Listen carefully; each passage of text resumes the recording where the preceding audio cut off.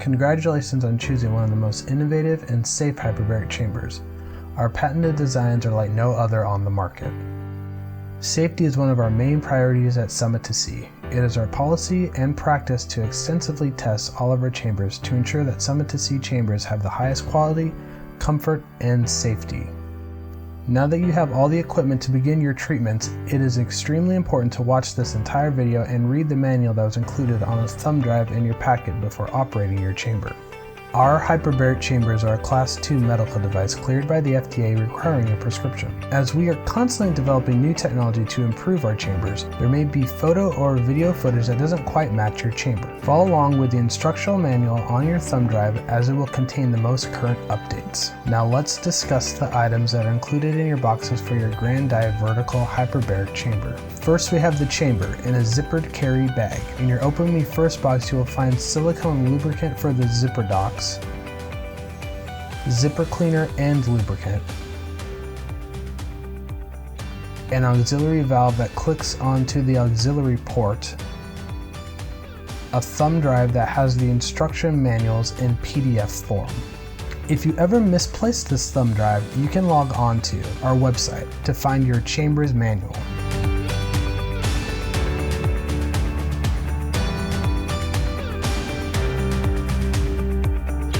The failed circuit alarm is to alert you in the event of a power outage. Next, you will see an easy-to-assemble frame designed to fit inside your chamber. It includes a small top ring and a larger bottom ring with 3 poles. Included with the chamber is a floor that is contained in the floor cover. Attached to the cover is a round stabilizing ring with Velcro straps to provide stability for the chamber. Next, you have a round carpet that will be placed inside the chamber. One unique feature of all Summit to Sea chambers is there are 2 separate compressor systems which connect to the chamber. Should one of the compressor systems fail, this safety feature allows fresh air to continue to circulate inside the chamber until you can deflate and exit the chamber. Each compressor hose has a quick connect on the end, which makes it easy to click onto the chamber fill valves. To give you an overview of the steps to install and operate your chamber, we will discuss connecting the compressors, use of Summit to Sea's unique zipper system, connecting the chamber to the floor, frame and carpet installation, inserting furniture into the chamber. Now it is time to connect the compressors to the electrical outlet. Please note that some wall sockets are configured so that one of the outlets is connected to a light switch. Avoid using these outlets as they could result in loss of airflow to your chamber. The following diagrams will describe several options for connecting your compressors to the electrical wall outlet. First, install the 9-volt battery that was included in your packet into the circuit alarm. Plug the circuit alarm into the power outlet. Then plug one of the compressors into the back of the circuit alarm plug. Next, plug the second compressor in the other wall outlet. If you are using a power strip, be sure that is UL approved. You will plug the circuit alarm into the wall outlet, then plug the power strip into the circuit alarm plug. Next, plug your compressors into the power strip. For additional configurations, refer to your manual.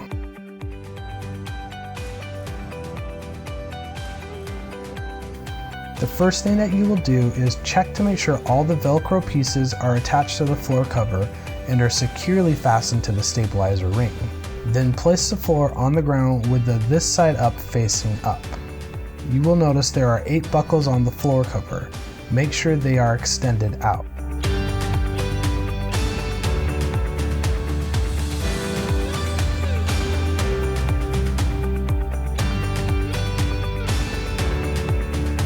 Remove the chamber from the carry bag.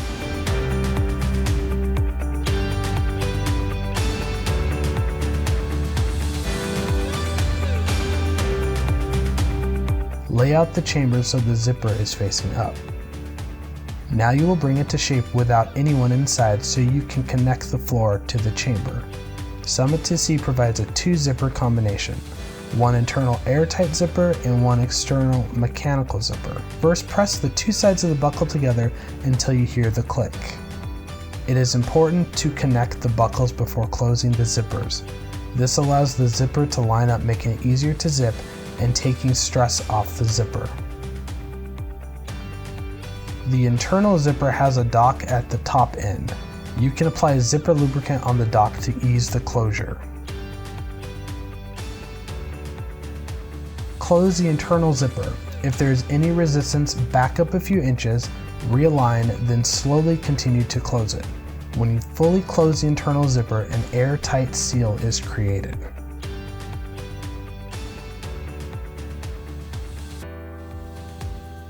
Please note the right and wrong way to close the zipper.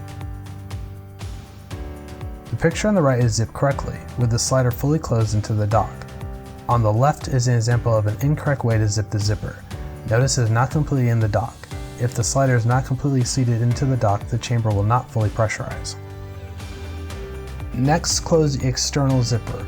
To be sure it is fully closed, pull the zipper string through the safety strap. You will not see the slider when it is fully closed. Now that you have both zippers completely closed, make sure the red deflation valve is in the closed position. Next, connect the compressor hoses to the chamber. It is recommended to put a small dot of silicone lubricant on the O-ring on the end of each fill valve connector. This will make connecting the fill valves much easier. Simply click the hose onto the fill valves. Now turn on the power to the compressors and inflate the chamber to shape. The sides will be soft.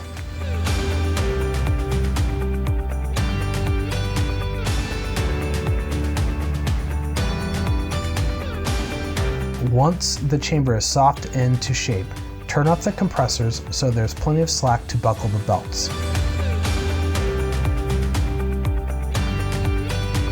If the belts are too tight to connect, open the red deflation valve to release pressure.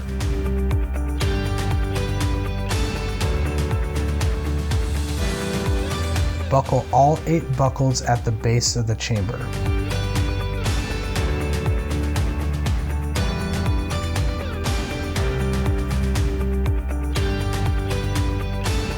Once you have the chamber centered on the floor and all the buckles connected, turn the compressors on to inflate the chamber to full pressure.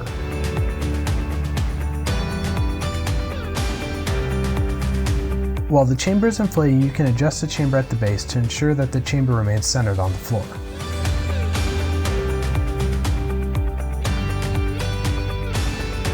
Your chamber should look like this. If your chamber is tilting, it is because it is not centered. Turn the red deflation valve to partially deflate so that you can recenter the chamber. Now that you have the floor connected to the chamber, you will want to deflate the chamber so that you can build the frame inside. Turn off the compressors and turn the red deflation valve to release the pressure. When the gauge reads 0, you can unzip the external and internal zippers. It is important to leave the belts buckled while unzipping both zippers. Once the zippers are unzipped, unbuckle the belts, pushing the gold levers toward the opposite side. It is a good idea to practice building the frame outside of the chamber first, so you can understand how it should look when inside the chamber. First, you'll need to connect the large black ring. Firmly push each end together. Next, place the screw into the pre-drilled hole using the included screwdriver.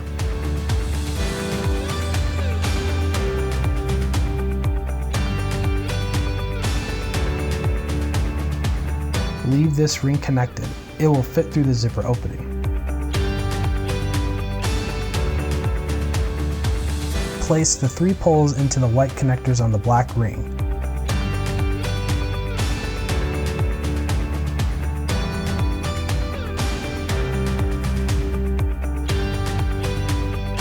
Next, place the top white ring on the poles.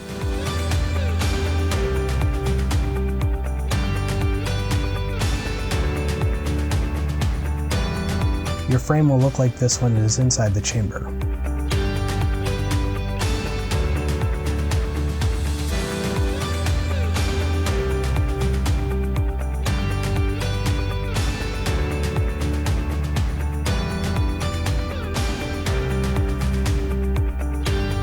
It is best if someone gets inside the deflated chamber with the individual frame pieces and the round carpet.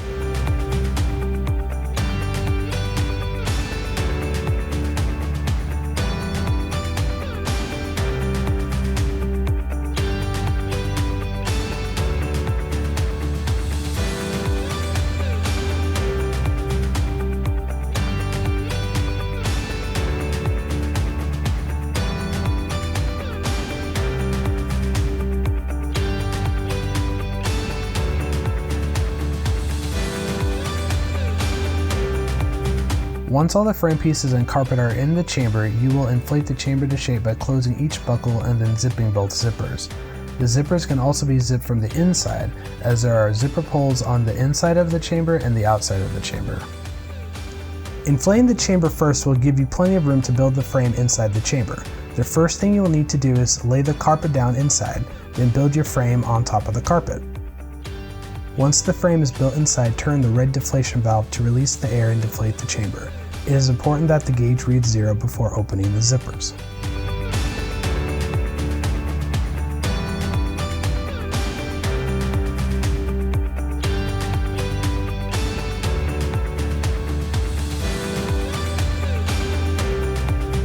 Once the chamber is deflated, the person inside can exit the chamber. Now that you have finished setting up the chamber, you will want to choose a chair to be placed inside. Please make sure that you do not damage the zippers when trying to get the chair inside. Usually it is best to place the chair on its side and slide the bottom of the chair through the middle of the zipper at the widest opening. Then work the rest of the chair around to go through the zippers.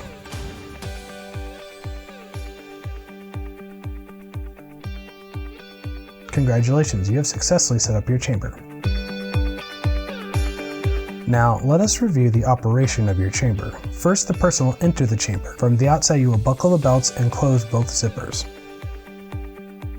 Make sure the red deflation valve is closed. When it's time to end your treatment, you will turn the red deflation valve to deflate the chamber. Once the chamber sides are soft and the gauge reads 0, unzip both zippers. Then unbuckle the belts and exit the chamber.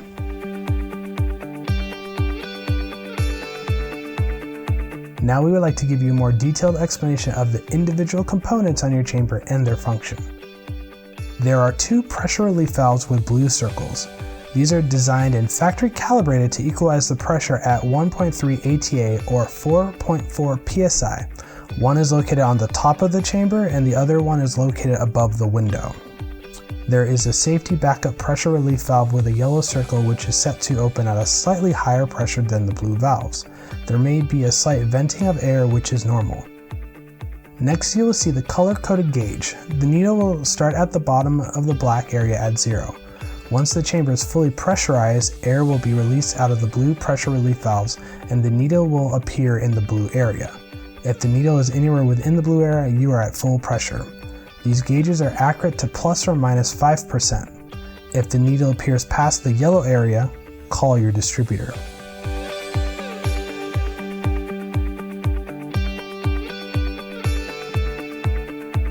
There is also an internal gauge which operates similar to the exterior gauge. The only difference is the external gauge needle moves clockwise and the internal gauge needle moves counterclockwise. On the back of the chamber are 2 fill valves. On the front of the chamber to the left of the red deflation valve is the auxiliary port. This is where your auxiliary valve attaches.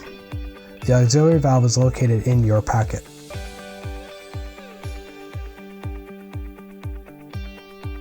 The red deflation valve is designed to turn in either direction to release air from the chamber. This valve can also be used during pressurization to customize the speed of the inflation for greater comfort and aid in the equalization of ear pressure. If uncomfortable ear pressure is felt, there are several ways to relieve this pressure. The first, pinch your nose, close your mouth, and try gently blowing out your nose.